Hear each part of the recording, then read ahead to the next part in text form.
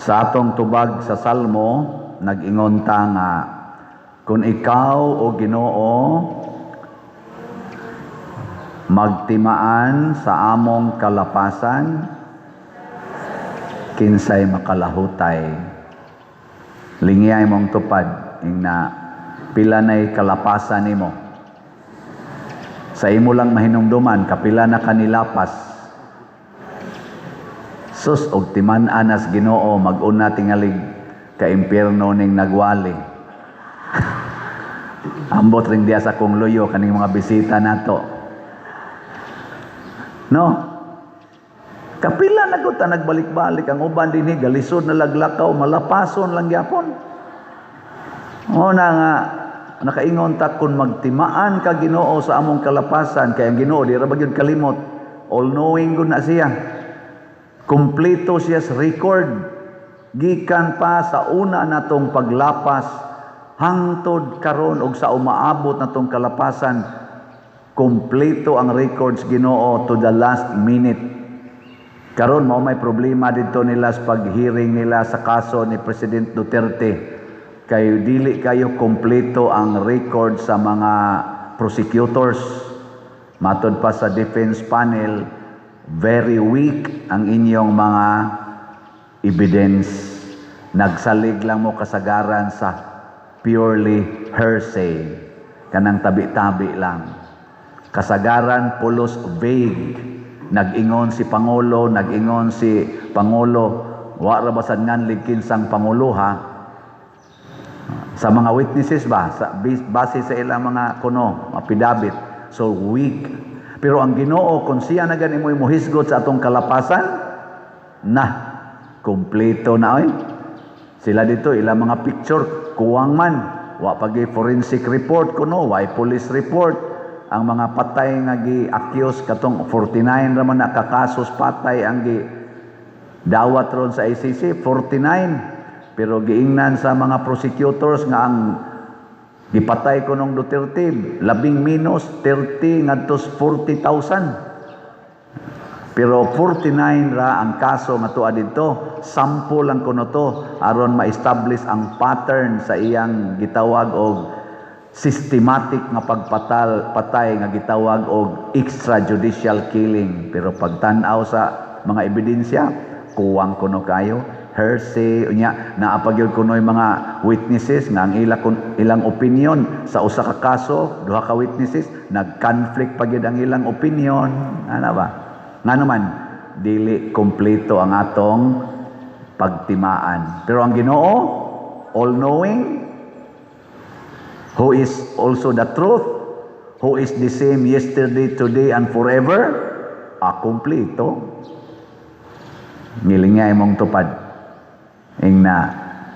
Nahibaw-an na kas Ginoo. Na ba? Nahibaw-an na ka. Ay tuga-tuga di agpamakak, nahibaw-an na ka. Nahibaw-an na sa Ginoo nga giuban na gyud ka. Ay pagkulor-kulor na imong buhok, kay hibaw-an na ka. Nahibaw-an na sa Ginoong katag kay nang imong original nga kilay, nya karon imo na lang nang gibadlisan mo nang murag tarong tan-aon. Nahibaw na ka, nga wa na kay buhok, gawig-wig na lang ka diya. Sus, ayun lang diya. Party-arty pa ka na imong wig-wig nga. Mauna, wa gid tay dag-anan kung ang Ginoo nay magtimaan sa atong kalapasan. Di kita kalahutay pagpakigharong niya. May maning mga prosecutors against sa gi-accused, kay magsige man na silang debate diha, way katapusan, kay mga lawyers man na sila.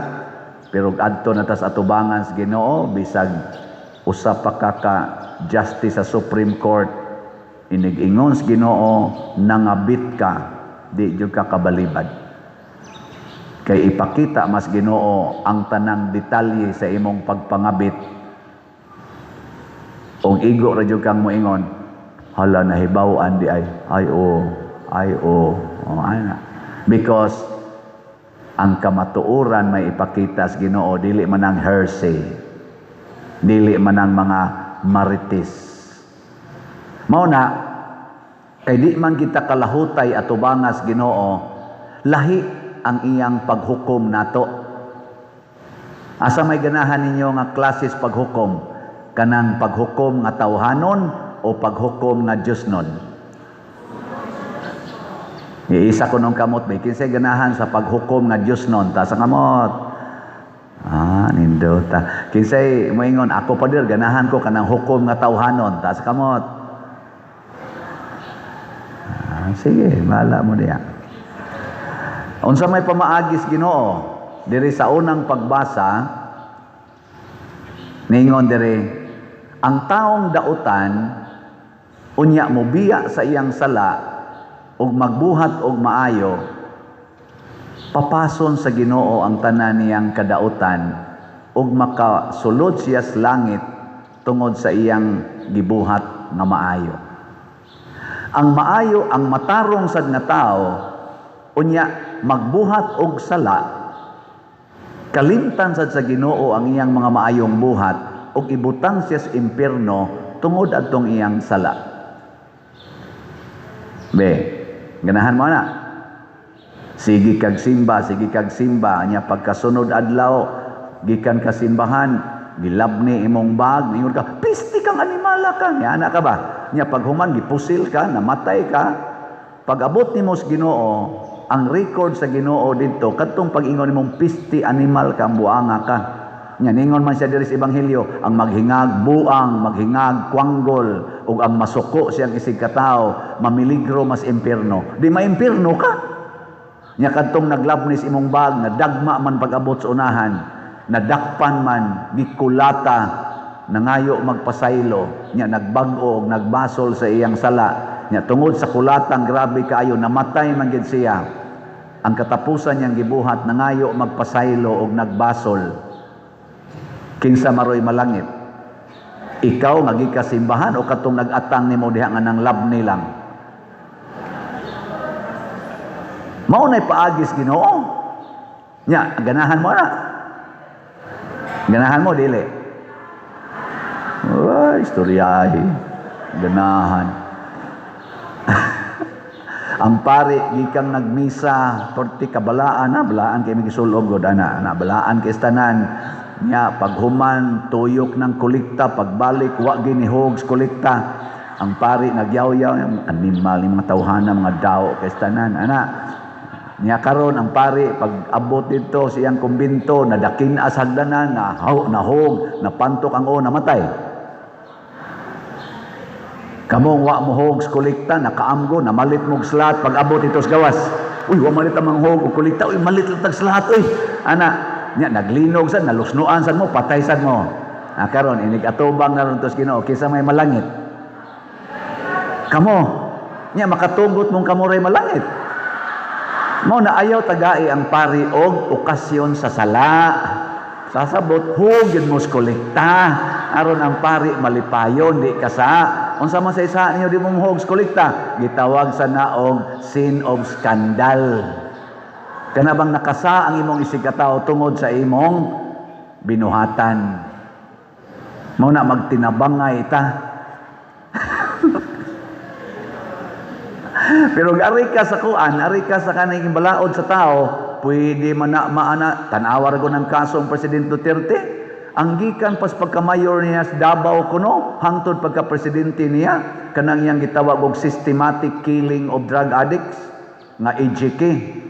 Iya na dyan ang gibuhat kuno, mao na'y accusation sa mga nag-prosecute niya. Gihinomduman gitong karaan, hangtod sa katapusan. Pero ang Ginoo, ay, simple ra kayo. Ang tan-awon ra niya, ang katapusan nimong gibuhat. Ang katapusan nimong gibuhat, the last human act. Gamo bisag wa mo kibaw o wa mo kaagig philosophy no or logic inana no. Wa mo kaagi. Anay uban nakaagi. Unsay kalainan sa human act ug act of man? Tubagal na siyang unahon na. Kanis Father Joel Agad, philosopher ni ang iyang iya ditong gikuha nga specialization philosophy. Ang ako canon law dito ma Miss UST. Ambot sakto ba ning ako rong isulti. Ang basic nga kalainan sa human act o sa act of man mao kini. Ang human act voluntary, dunay will, dunay imong kabubuton, mo na human act. Ang act of man mao ang involuntary actions, wa na ka maghimo og desisyon. Parehanang nagwali ang pari nya gaduka ka ana wa man ka magdesisyon nga maduka ka, pero saan man yun nga muram ka gihapuhap sa tingog sa pari. Unsa man na di man na voluntary, gitawag nag act of man. Pero tungod kay giduka ka, muhigda ka ng lingkuranan, og magtinambid ka, og muhagok og maayo, matog ka ba kay giduka ka, mao na nay gitawag og human act. Kay may desisyon naman ka, dukaa oy, muhigda ko, ni desisyon na ka. Mao na gitawag og human act. Plus pare, nay muso diha, siksi kayo. Nya paghuman nilingkod sa tubangan, ni tinambid pagyod, nakapasiplat ang pare, yung pare lami sa nida. Unsa man na siya? Unsa man? Wa man natuyo act of man. Pero moingon ang pare, unsa kay seal number aning ganahan na ikuhaon ko ning seal number ani nya karon ighumas misa ako ning tawgon. Ana mo ra buhat aning Father Joel usahay, no? Dili aron yang ikatikais. Magkatikais man ni siya kay stricto magani siyang simbahan. Ambot ning yang tupad di pa sa kana mo'y buhat nagkuyog ra bang duha. So mao na og iyan na nang buhaton, iyan ang tawgon, iyan ang ila-ilahon, kuhaon niyang seal number kay iyan ang giubanan ang iyang pagka-attract sa legs. Unsa naman to? Human act. Mao na bantayan nato ang katapusan natong desisyon sa kinabuhi. Lingi ay mong tupad ingna mo desisyon ka og slot karon o dili. Ingna kano? Ingna unsa imong desisyon ron? Slot o dili? Kay og di ka mo desisyon rog slot, basig mamatay na karong gabi eh. Timan nindot ya kay nang desisyon nga mo palit kog slot karon kay basig karong gabi patay nako. So ang katapusan nimong human act ang pagpalit og slot. Ay ikamatay nimo, igtanaw sa Ginoo record dito. Uy, ang katapusan nimong gibuhat ni tabang man ka simbahan sud sa langit. Nindot. Pero ang imong katapusan desisyon karon dugaya sa nahumagwali ning pareha. Tuwa para ba ko dito paninglunon nga utang sus maningil para ba ko utang di na turon ako maabutan ron sus kadugay ani. Unya pag abot mo sa una naligsan ka sa balhabal. Gana, pagka wa pa ka kabot dito naligsan ka patay ka igtan-aw dito oy nagdali kas misa naggumbol pa jud kas pare. Unya mo muningil pa jud kas utang. Unsa may na? Unsa man na? Go to hell. Ndotan ano? Ana samtang wap amo maimpirno. Ingna dayon Lord ayaw hinumdumi ang akong kalapasan. Nya motubag sa dang Ginoo dili nako hinumduman basta mo desisyon ka karon nga magbuhat na kag maayo. Kalimti ang mga dautan nimong plano ug ang mga dautan nimong gibati sa imong isigataw kalimti. Niini karong hearing sa ICC kinsa kaha ang malangit nila, si President Duterte o kaning mga prosecutors? Secret. Ayan na lang kuan. Ang desisyon ni President Duterte sigon sa iyang gisuwat, di na lang kumuingon og mao ba sa di na siyang kasing-kasing, Ginoo na lang mag-igo, pero sigon sa iyang gisuwat, niingon siya, andam na kong mamatay anytime niining silda nga inyong gibutangan nako.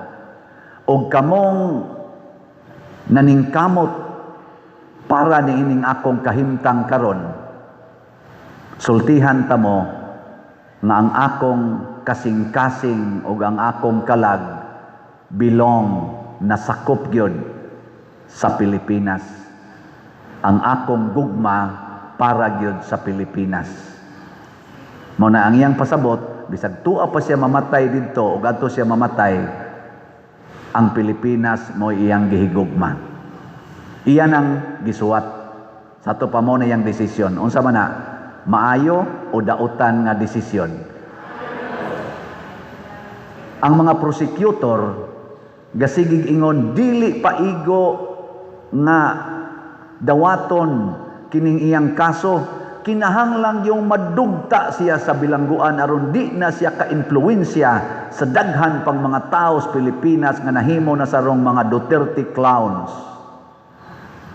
Ilag yung gipin down kay suko jud kay silang President Duterte haron mahatagan kunog hustisya ang mga nangamatay nga iyang gipangpatay. Mao gini ilag irong gipaningkamutan unsa man ang desisyon na maayo o dautan, secret.